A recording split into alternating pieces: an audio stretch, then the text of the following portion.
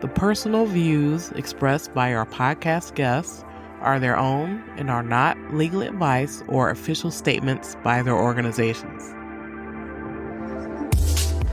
Hello, my name is Debbie Reynolds. They call me the Data Diva. This is the Data Diva Talks Privacy podcast, where we discuss data privacy issues with industry leaders around the world with information that businesses need to know now. I have a very special guest, Kimberly Lancaster, all the way from Seattle. She is the founder and CEO of Avalon Privacy and Compliance. Welcome to the show.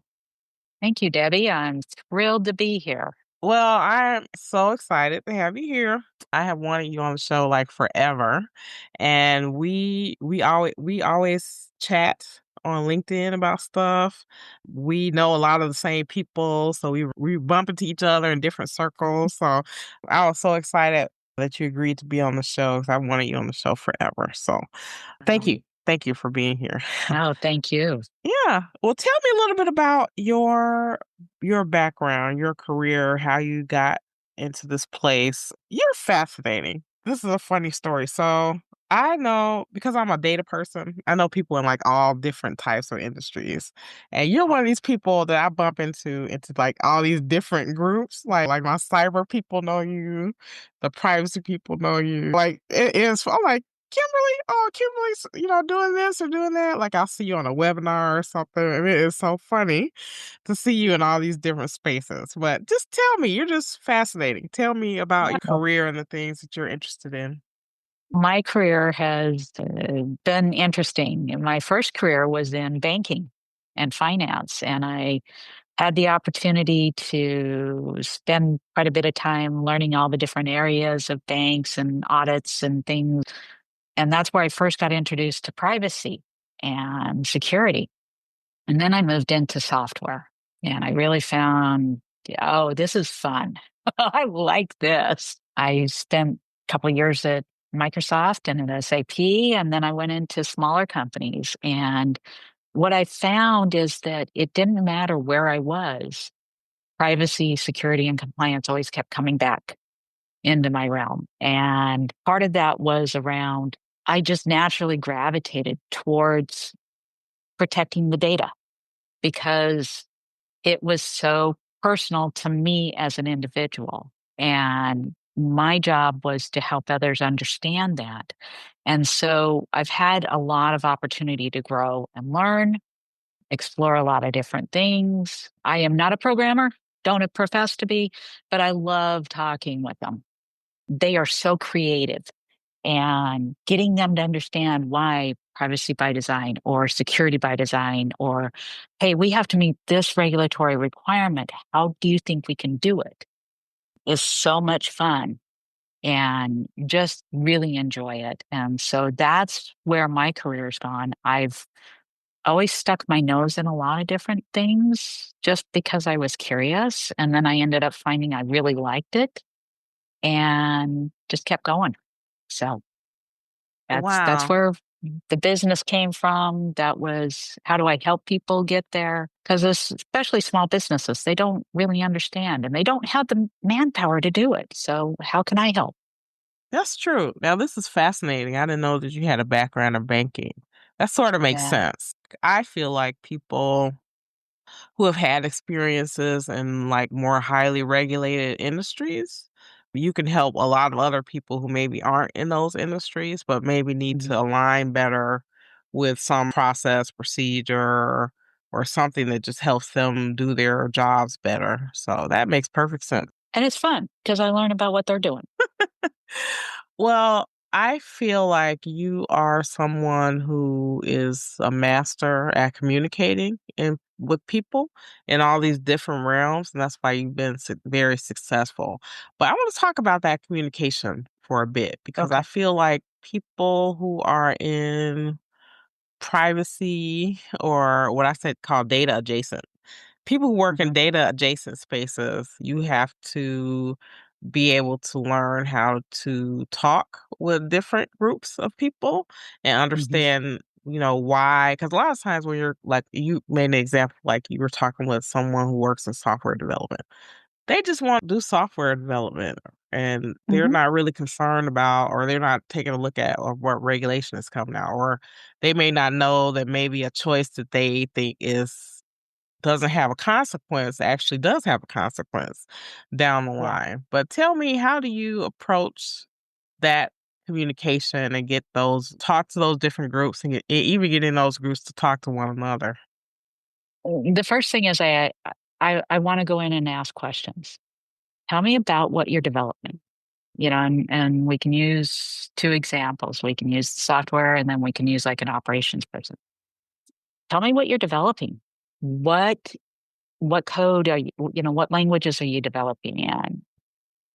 What data do you wanna have to do that? What do you think you need to have to achieve your definition of done?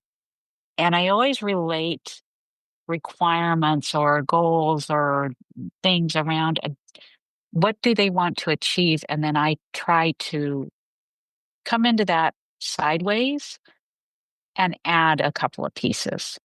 So if they're saying, well, I want to go build this great dashboard for the customer and it needs to have all of this information in it. Okay, tell me why you think that they need all that information. What gives you that prompting to do that? And break it down to a level that you're actually having an honest conversation with them around what they're trying to achieve. The minute I understand what they're trying to achieve, then I can say, hey, can we add in this and this and this and add it into your definition of done? Because at that point, you know what? You give me three things. I've met a security requirement, I've met a privacy requirement, I've met a compliance control. It's really helpful. And then if they say, well, I'm not sure about that. Okay, well, let's talk about it. Let's figure it out. You're the creative one. You tell me how you think we can get here. This is what I need at the end. You tell me how we get there.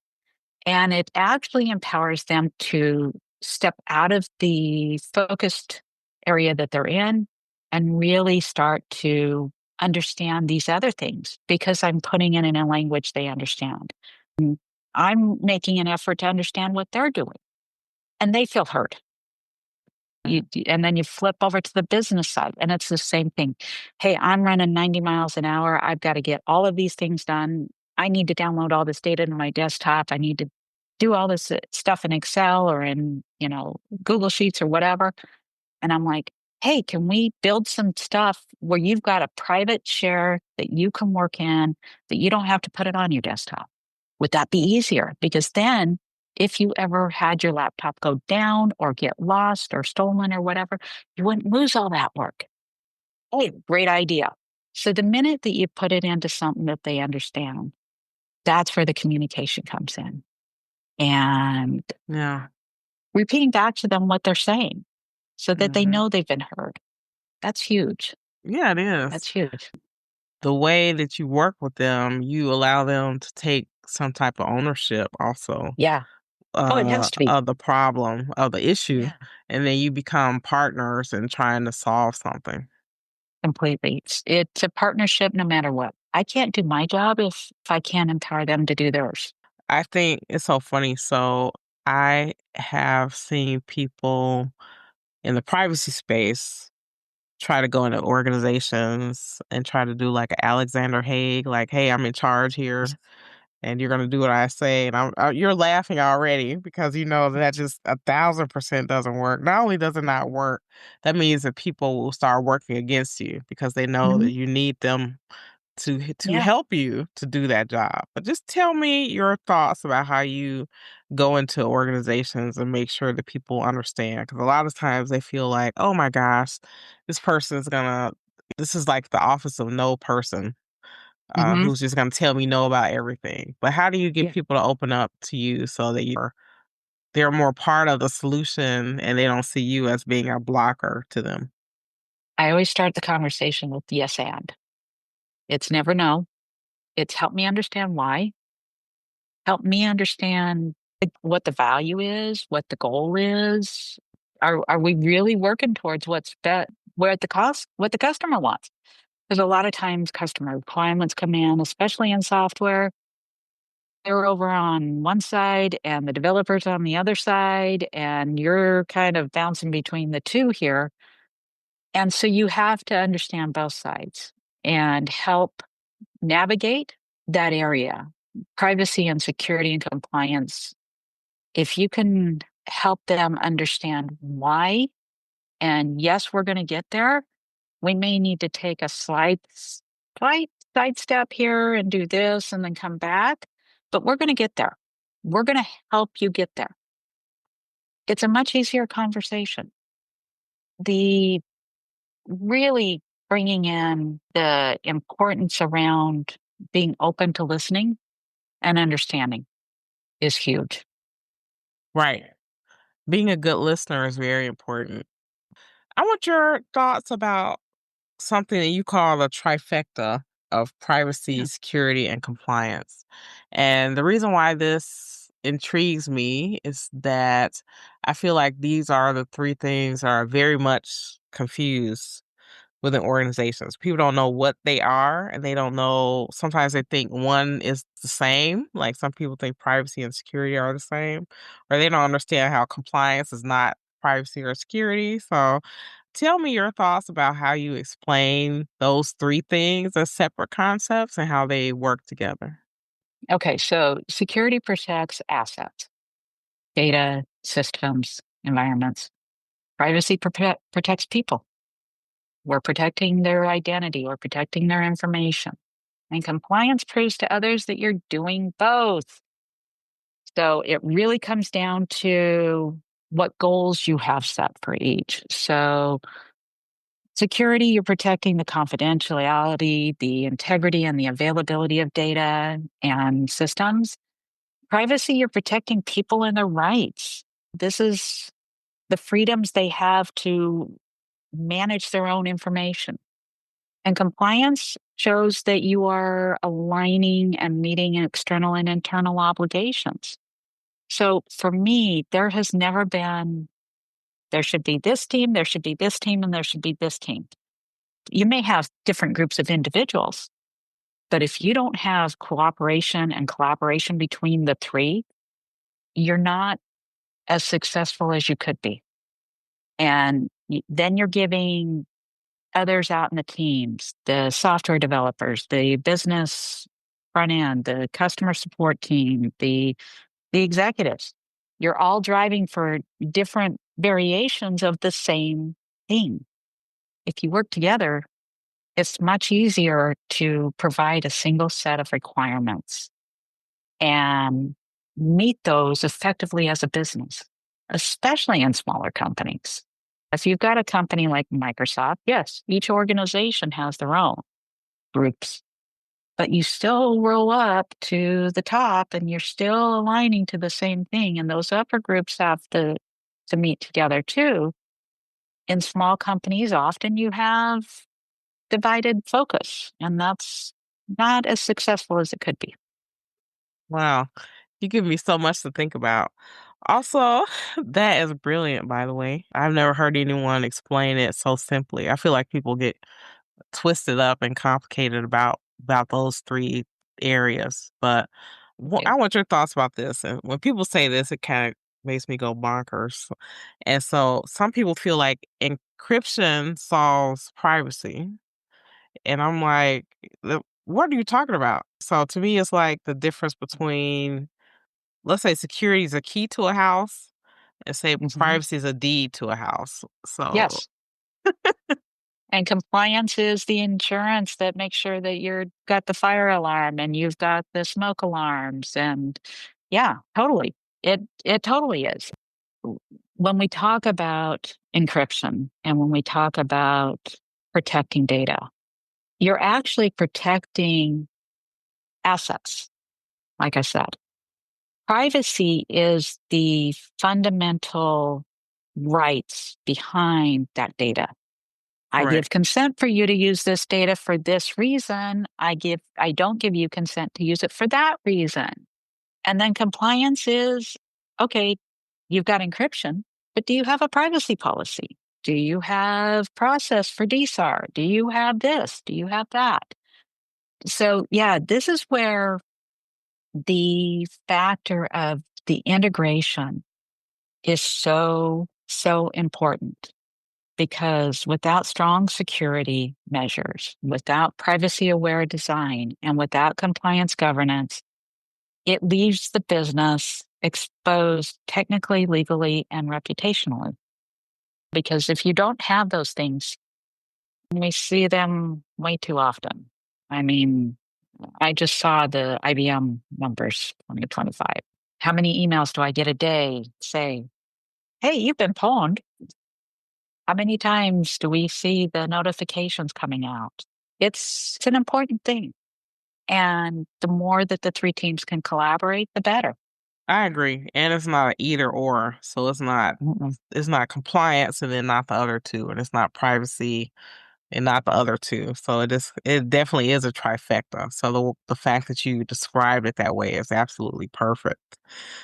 Let me know what is happening in the world right now that's concerning you most about either of those areas, privacy, security, or compliance. I think that there's two areas: insider and misuse. People are running faster and faster and faster.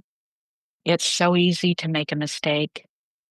Example, customer service rep emails the wrong information to the wrong customer. Not on purpose, didn't do it on purpose. Just trying to get their tickets done, just trying to answer calls, trying to take care of things. Someone loses a phone. That happens.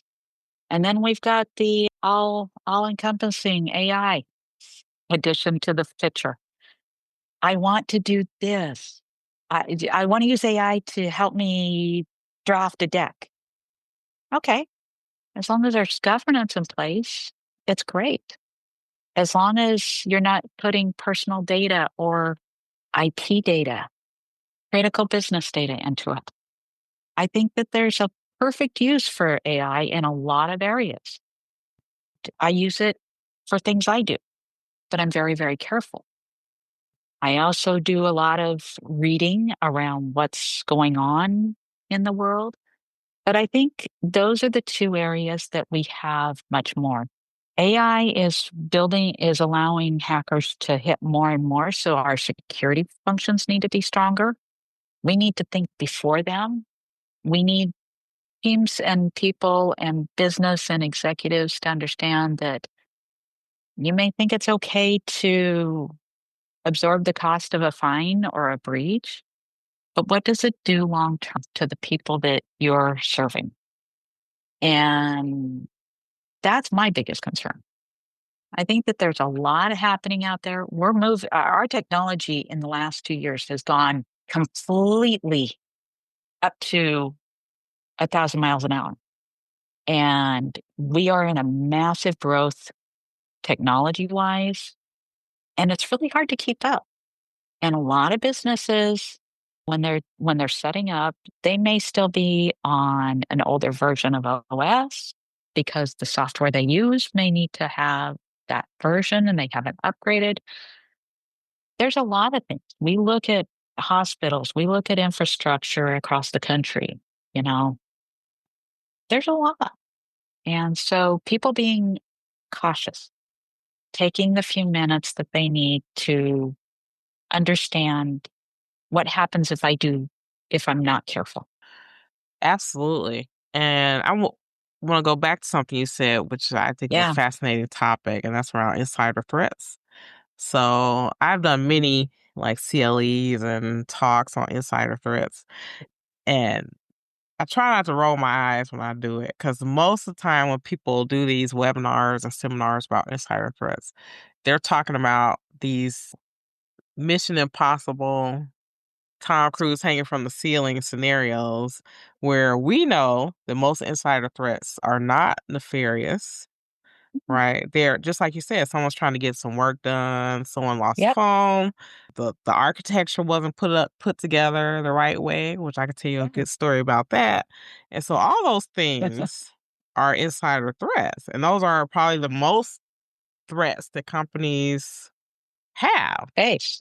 Hmm. Right. So they probably, especially a small to medium sized company, their weakest links are probably within the organization, not necessarily even the people.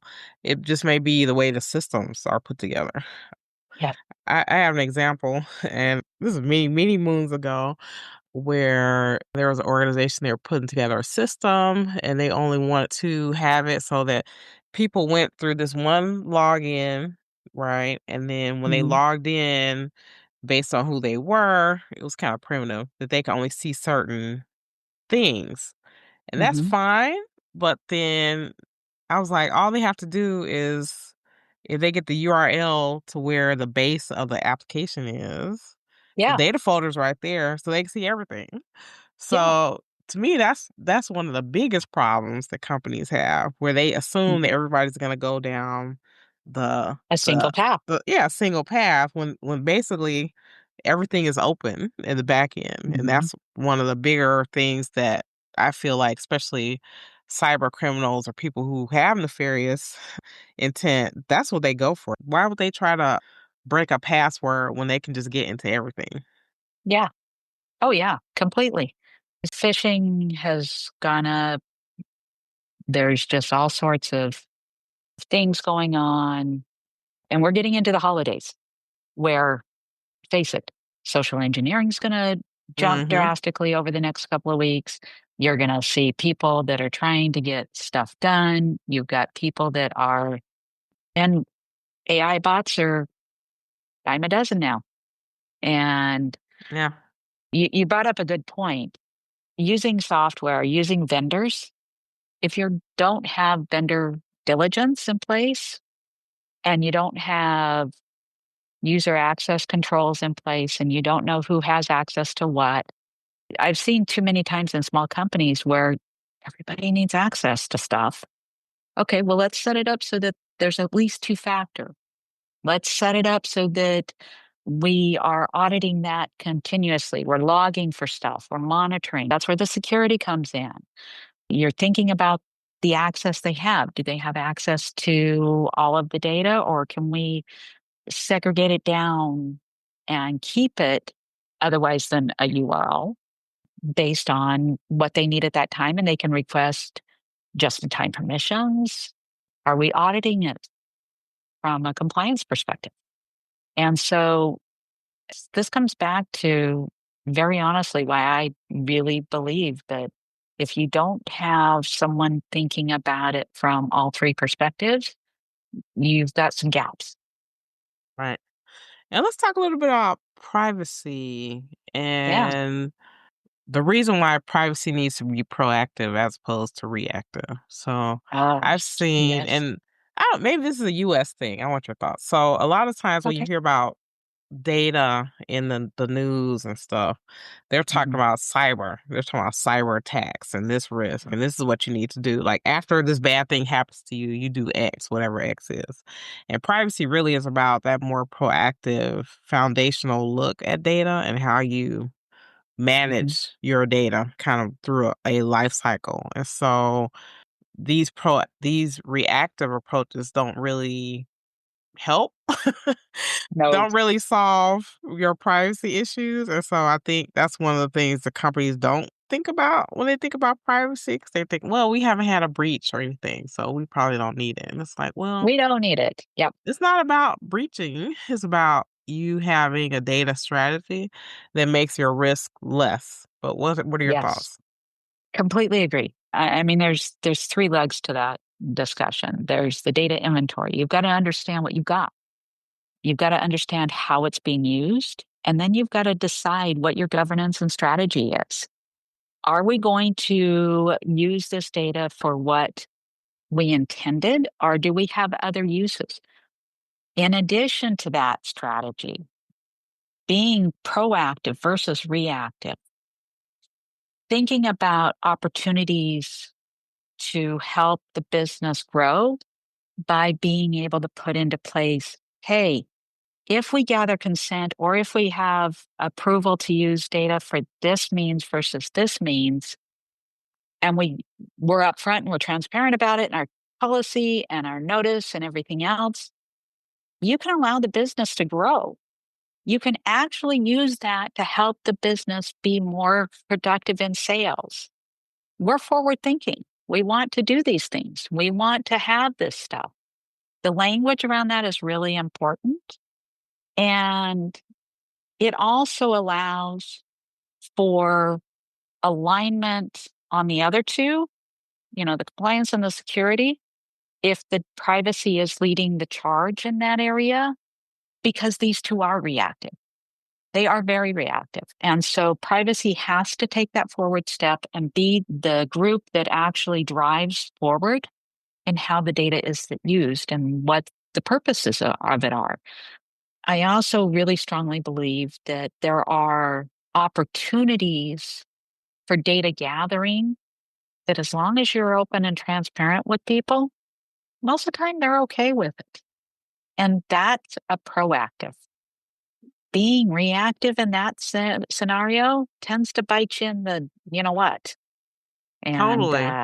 you're like, oh, well, we were doing this, and hey, we're going to notify you now, and there's something that's happened, or that. Privacy has to be a forefront, period. Yeah. They have to lead the charge. I agree with that. Selfishly, I agree that that's true because, as you say, and I tell companies this all the time, a lot of times they're afraid to ask. Yeah. They would rather almost get in trouble for doing something than or ask for forgiveness, even though forgiveness is very expensive, than asking for Yeah. permission. But I always tell companies, if you are doing something with data that benefits the person, Hmm. chances are they will let you use the data. But where Yeah. companies go off the rails, it's like you're doing something that benefits you or the company and it does not benefit the person. And so they were like, well, Exactly. why would I do that? Exactly. Exactly. Because, and I, like you, I'm a privacy geek at heart. Everything I do is trying to teach people. And that's where awareness, understanding, relating to them as an individual. I can't say the times that I've gone in and done a presentation to a team and just sat down and started to talk and said, how many of you have gotten a notification that your data's been lost? And three-quarters of the room raises their hand. And then finally, pretty much everybody in the room raises their hand.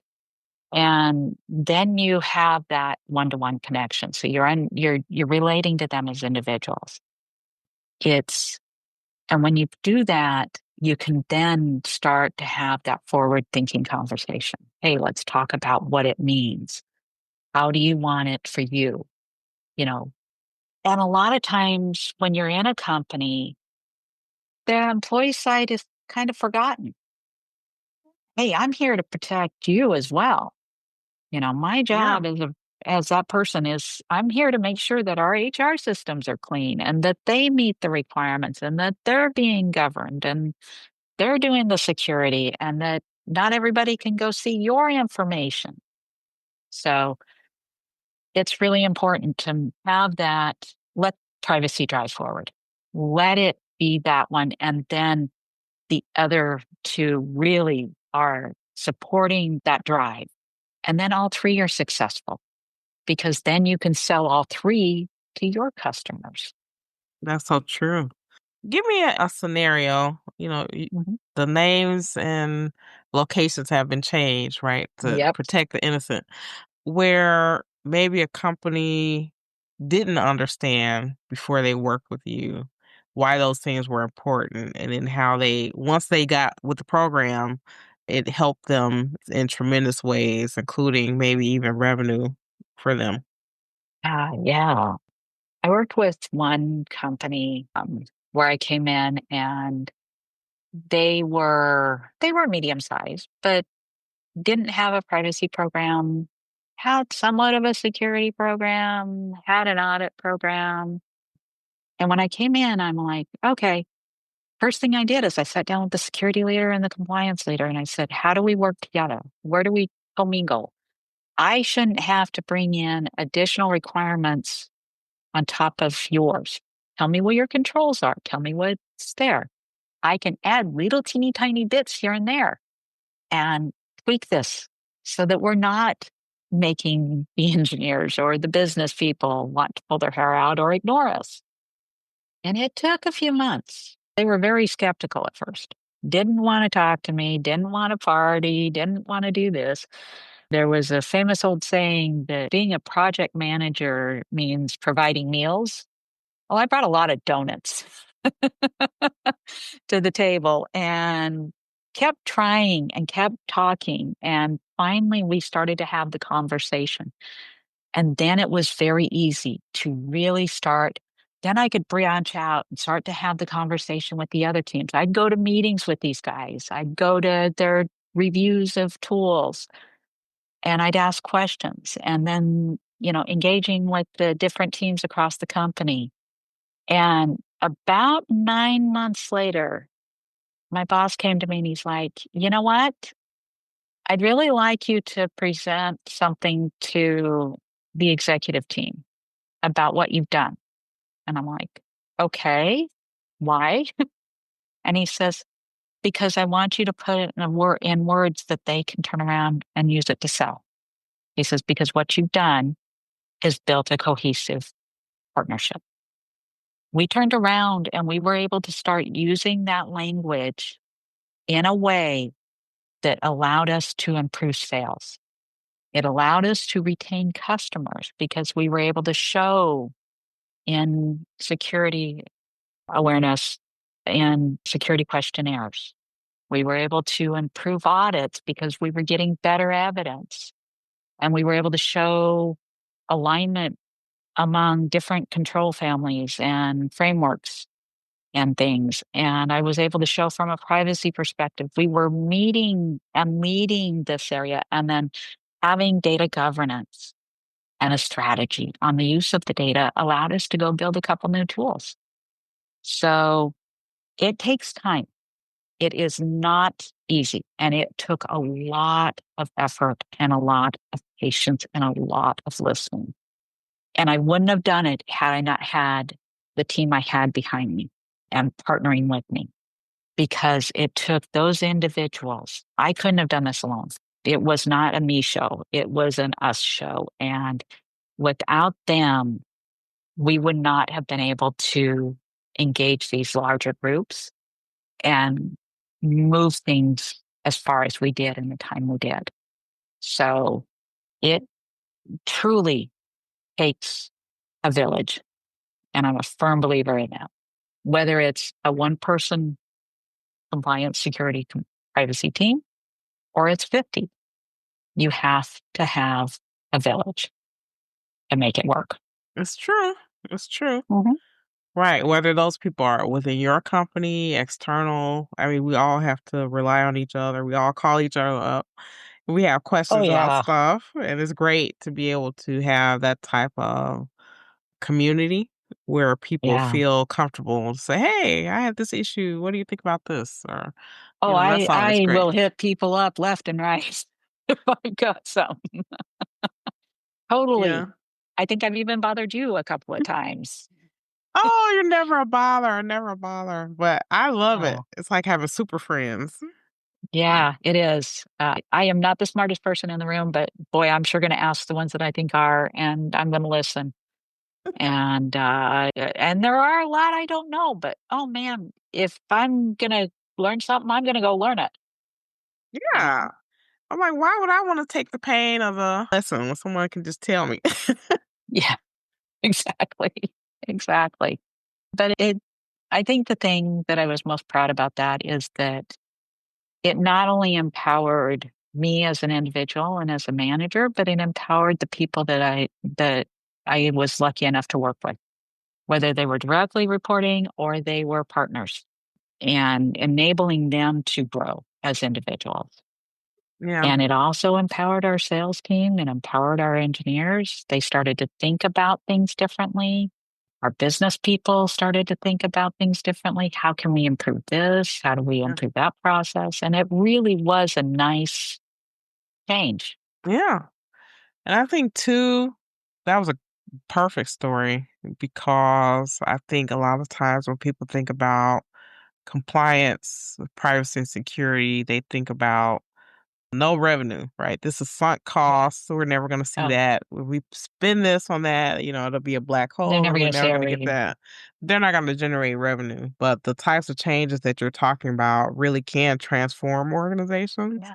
save them money, make them money for sure. Hmm. Absolutely. And I think, especially as we're seeing more consumers becoming a bit more savvy about their data and they're asking questions. So I think it's incumbent upon companies that want to lead in the future to do those things where they understand their data and they can answer those questions. And especially your comment about audits. This happens to me all the time where I'm like, once we get everything connected together, we understand what we're doing, it makes it easy. Like so if a new law comes Oh, up, like we're mostly covered. We may have to do one or two things, but it isn't a hair on fire moment. If something changes in a regulation or a new standard comes out, we're already kind of aligned there.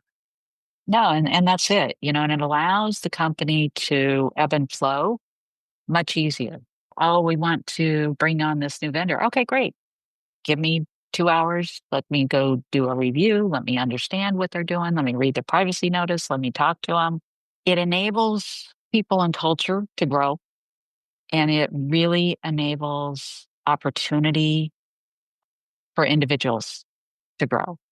And the more that you allow individuals to grow in a company, the more willing they are to take on a little bit more work, a little more strategy, a little more thinking, a little more, oh, this isn't a cumbersome thing because I'm learning from it. And oh, hey, third time around, I've got it down. I know what I got to do. Hmm, no big deal. So it does build. That's true. Sage wisdom, excellent advice. Oh my gosh. Well, if it were the world, according to you, Kimberly, and we did everything you said, what would be your wish for privacy, security, or compliance anywhere in the world, whether that be human behavior, regulation, or technology? Oh boy, I think it'd be human behavior. Of we are creatures of comfort and habit. And because we are creatures of comfort and habit, we want things. We want to be able to make things convenient. I would love to see a world where data can be given without drastic and still get convenience. There are many apps out there that we give our data to that we give it willingly or unknowingly, but awareness. And where that starts is transparency by the companies. That would be my wish. The transparency by the company allows for privacy to lead, security to make sure that things are in the right place, and compliance to prove it. It really is a triangle. You've got security on one side, you've got compliance on another, and you've got privacy on the third. And in the middle, it comes down to trust, That's true. being able to trust the companies we work with. I say trust is the new goal. So Yep. trust is what all Trust is the new goal. companies trust Yep. is what all companies need to endeavor to Hmm.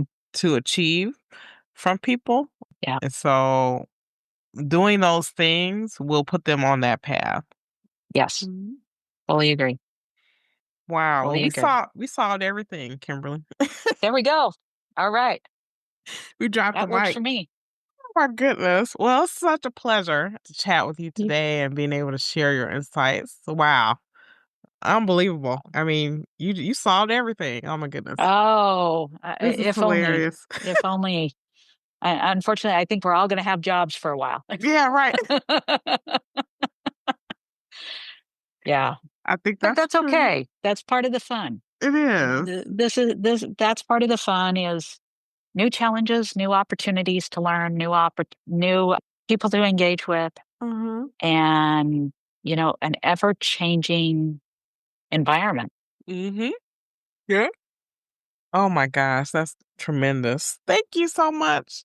And I'm No, sure thank you. I am so sure that we'll be able to we're gonna bump into each other as we always do in just We do. wacky places on the internet. And yeah, just love to see what you're doing. People definitely follow Kimberly. She always, no matter where she goes, she like dumps a comment on someone. It's like mind blowing. She knows everything. She knows all these things that people need to know. And very wise, being able to communicate it to all levels of organizations. So yeah, No, check her out. Check out her website. Follow her on no, LinkedIn. She's amazing. no, thank you. I have great people I follow like you. Aw, thank you so much. And I'll talk to you soon. All right, take care. Thank you.